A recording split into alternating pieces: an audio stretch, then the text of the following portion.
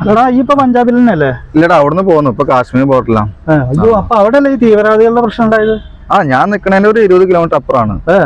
ഇപ്പൊ എത്ര മാസം ലീവ് ഉണ്ട്? ഇപ്പൊ കുട്ടറ 28 വരുന്നത്, 10-ാം തീയതി. ഇന്ന് 5-ാം തീയതി അല്ലേ? 10-ാം തീയതി. അത് കഴിഞ്ഞാ പോണം. പട്ടാളക്കാരനോ? എന്താന്നോ നീ അന്നല്ലേ? സുഖം. സുഖം. കോട്ട പറഞ്ഞല്ലേ? പിന്നെ 2 ചെക്കന്മാരും കൂടി വരാണ്ട്, അവര് വരാൻ പറഞ്ഞിട്ടുണ്ട്. അടിച്ചു പൊളിക്കണം. പിന്നെ അയ്യോ, ഓഫീസിൽ നിന്നാണല്ലോ. Sir okay sir. എന്താ അവിടുന്ന് അടിയന്തരമായിട്ട് എത്രയും പെട്ടെന്ന് ജോയിൻ ചെയ്യാൻ പറഞ്ഞിട്ടുണ്ട്. അപ്പൊ എന്റെ കുപ്പിയോ? അല്ല, എന്താ പ്രശ്നം? എടാ, ഇന്ത്യയും പാകിസ്ഥാനും അതിർത്തിയിലെ സംഘർഷം ഉണ്ടായിട്ടുണ്ട്. അപ്പൊ ലീവില് പോയ എല്ലാ പട്ടാളക്കാരെയും തിരിച്ചു വിളിച്ചിട്ടുണ്ട്. അപ്പൊ എനിക്ക് പോണം.